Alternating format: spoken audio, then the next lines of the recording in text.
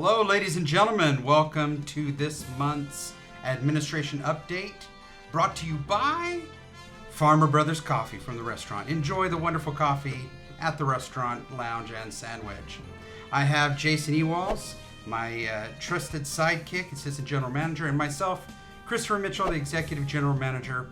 Today, it was the best of times. It was the worst of times for football season. The Raiders are having some issues. Cleveland Browns should have won against the Jets.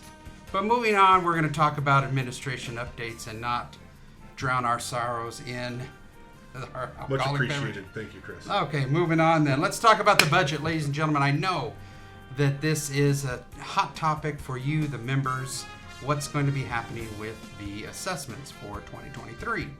I was very happy to see the turnout we had for the last workshop. We will be having another board and finance advisory committee workshop. This will be the second one. It's going to be on October 4th, 10 a.m. in the ballroom of the main clubhouse. Again, this will be an opportunity to get an update of what's new changes are in the budget. There will be handouts that we will be handing out, giving what draft, probably on draft 4 by that time. And also we'll be having some guests come in, Mark Schleiden with operations, food and beverage coming in. Last meeting we had Mark Birchfield, we had Brian from the Pro Shop, and we also had Carl from Recreation giving updates of what's happening within their departments. So looking forward to that, give an opportunity for the members to see what's going on. I'll also be giving an update at the open session, just a quick rundown of where we're at. Lastly, remember the October open session is when we must approve the budget. So it's important members can come, ask some questions if they have any, and see how the process works. So with that, we've got some things going on in the restaurant, good and bad. Yeah, thanks, Chris. There's a lot of new events coming around. Thomas, Chef Chris, they've put together some great ideas. Joe helping them out there at the front of the house. Unfortunately, one of the new events that they had kind of proposed and kind of started to promote did not pan out so well, and that was the chef's table. Unfortunately, we've just received 10 people that registered. So we were hoping for the 40 to have the full effect with the 4-course wine-paired meal with the harpist, but unfortunately, 10 people, we had to kind of shut that down for now. However, it's not going away. The date will be reset. We'll reevaluate. Maybe the price point was a little high, so we'll look at what was served, maybe drop that down a little bit and see where we can move forward from So you're there. saying it didn't pan out? It didn't pan Good out, job. Chris. Good job. Didn't Okay. pan out. Sorry. It kind of looked like, the backfield when there was 0 Raiders in there. That's what the bowl felt like.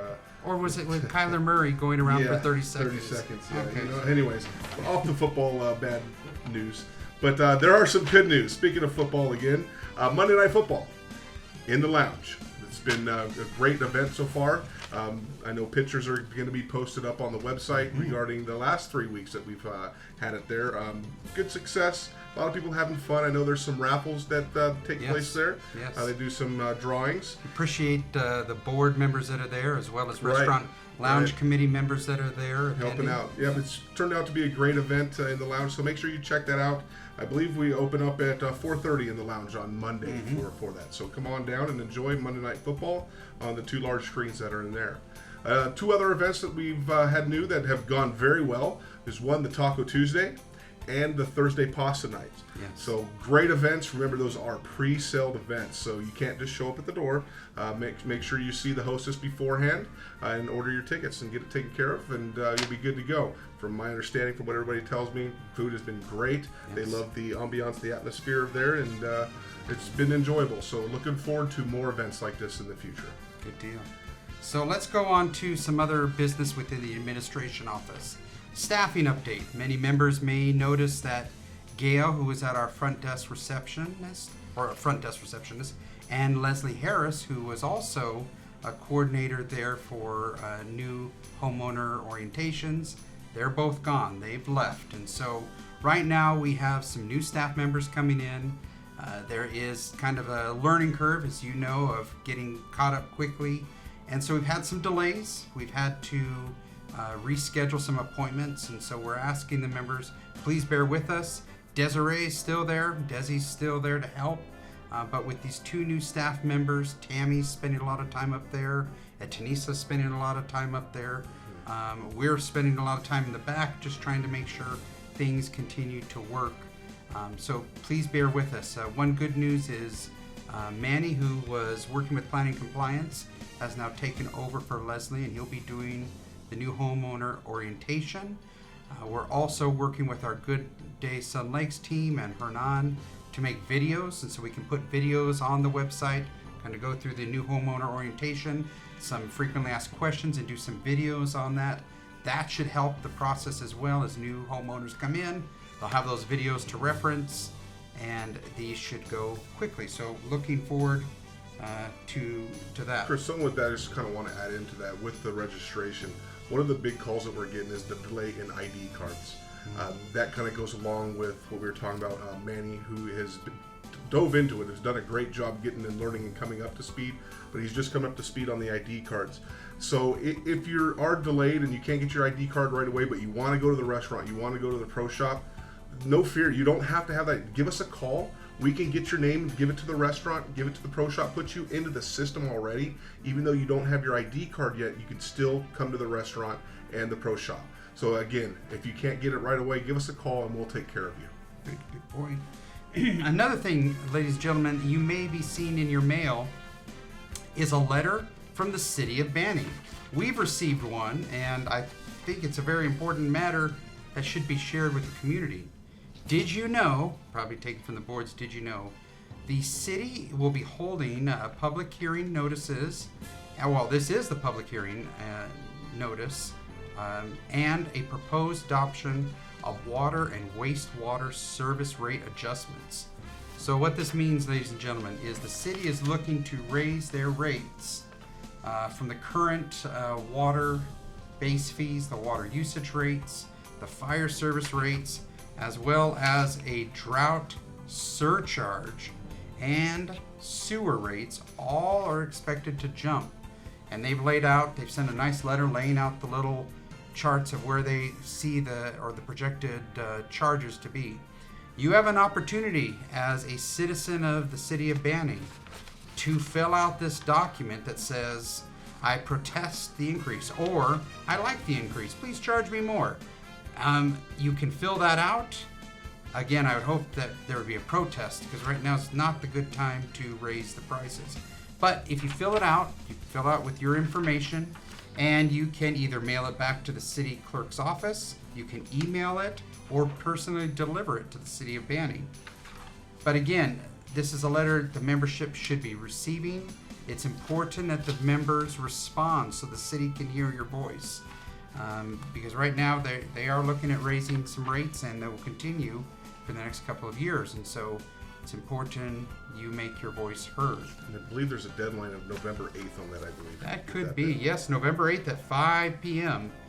So please, members, check your mailbox. It's a letter that looks like this, official stamp from City of Banning, and it is important that you make your voice heard. Okay, Jay, I think we got some project updates. We do. We got a few projects, about 4 of them coming up here. The first one is the wall painting. You've seen it out on Highland Springs, Sun Lakes Boulevard, Highland Homes. They painted up that exterior wall. That is completed. Now they are moving inside. So they're moving on the common area walls inside the community, where it's the white with the blue stripes. So all that will be repainted. So again, they're moving inside now. They finished with the exterior. Another project is the pickleball court conversion. So we're still slated for the end of October for that to start there and convert those 2 tennis courts to 8 pickleball courts. In addition, the board is also looking at increasing the cover space. So the awning that's over there covering the seats, the board is looking at increasing that. Because what was there before was sufficient for 2 tennis courts, but now you're going to have 8 pickleball courts, and there's just not enough covered seating. And we know in the summertime it's hot out there, and so we want to make sure that the players and the residents out there are in some shade when they can be. So we are looking at that and working on the timetable. It's got to be a little special, that you can't have your normal 4-post awning put there. So we're working with vendors on getting prices for what can work there with a center post line with a kind of like a cantilever type cover. So working on that, so you'll see updates on that coming soon. Some other things that internally that are working on the common area advisory committee, led by Doug Swenson, is they're currently looking at Gate 1 and Gate 2, the fountains. What is going to be the change with the drought still upon us and potentially continuing, what are we going to do? What are some ideas? And so the Common Area Advisory Committee is looking at this. Should it be filled in and a different landscaping? Should it be a desert landscape? Should there be some water elements? Those are the items that right now the Common Area Advisory Committee is looking at. We hope to get their results in by the October meeting, I'm hoping. Maybe Doug can give us an update at the open session. And then we're also, right now the board is evaluating the community patrol RFP responses. And so as a reminder, the board had requested that request for proposal be issued for community patrol services. These are the people that are at the gates and also that do the patrol, and go out to the market and see what vendors are out there and what the costs are. And so there have been 3 responses have come back. The board is evaluating that, and at the October open session, we should have an update of what the board has chosen, what direction, what vendor they've chosen for the new year of 2023. So that's another project that is going on. We continue to monitor.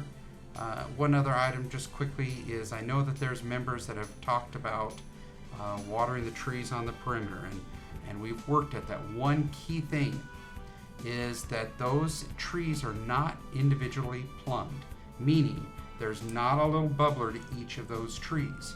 Rather, there is just a sprinkler that gets the grass and the tree itself. And so what we've been having a problem with is as we've cut back the water on the grass and to meet the city's requirements for cutting back on water, it's affected the trees. Now we are still working with the city on watering, but the ideal situation, if in a perfect world, would be to spend money, rip up all that irrigation, and individually plumb the tree.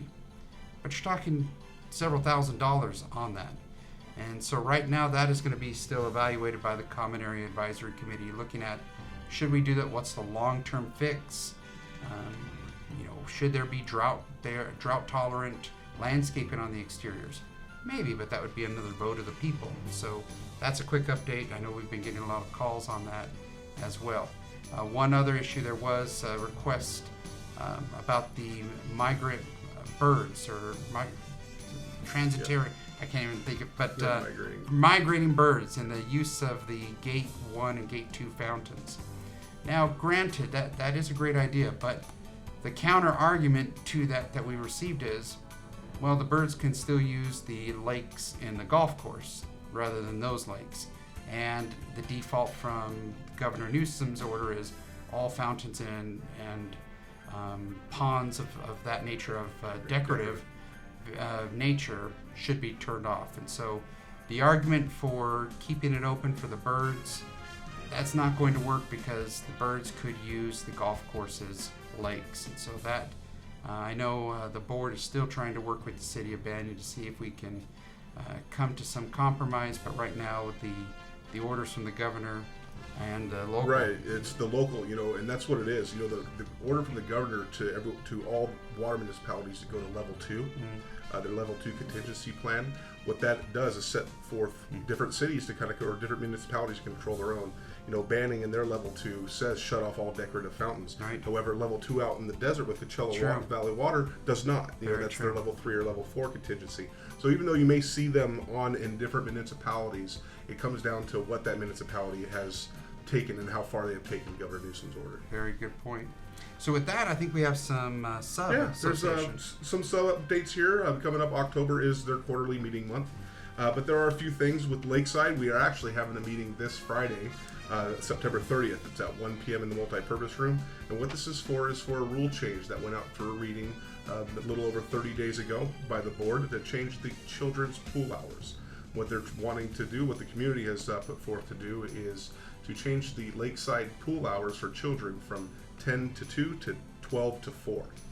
That'll be up on the open session on Friday. So remember, Friday, September 30th, 1 p.m. in the multi-purpose room in the main clubhouse. Come on down there and let your voice be heard if you have an opinion on it. Also, we are looking at getting bids for the second half of the trim painting. It'll be the southern half of that community there, and there'll be about 72 homes that'll have the trims painted this year on that. Also, like we're saying, October is another meeting, and it is the actual budget meeting. So it's when the budget will be voted upon, and that meeting will take place October 28th at 1:30 p.m. in the multi-purpose room in the main clubhouse. Now with Lakeside 2, kind of the same thing. Again, budget will be presented and either approved or disapproved at the October meeting, and that meeting will take place on the 27th of October at 3:30 p.m. in the multi-purpose room. Again, with Lakeside 2, we're also getting bids on the trim painting of the entire Lakeside 2 community, so it'll be all 134 homes. Again, with Lakeside 2, one other thing that'll be coming up this past winter, we resurfaced the spa, and now this winter here, we'll be resurfacing the pool. So once the pool closes down after October 31st, we'll start working on bids and get that pool resurfaced, so it'll be brand new and ready to go for the next pool season. With Fairway Villas, kind of quiet as far as activity going on in there outside of the pool activity that I know the community social committee does weekly. I think they have Taco Tuesdays and Thirsty Thursdays out there. So make sure you check your District 10 newsletter for information on that. But they also will be having their open session budget meeting October 18th at 2 p.m. in the multi-purpose room. So again, make sure you're there and check that out, and give you a chance to firsthand hear what the increases will be for next year. Okay, with that, this is your update for the month of October. We wish you all happy October. Please visit the restaurant, and go Browns, go Raiders. Yeah. Okay. Take care, everyone. Have a great day. Thank you.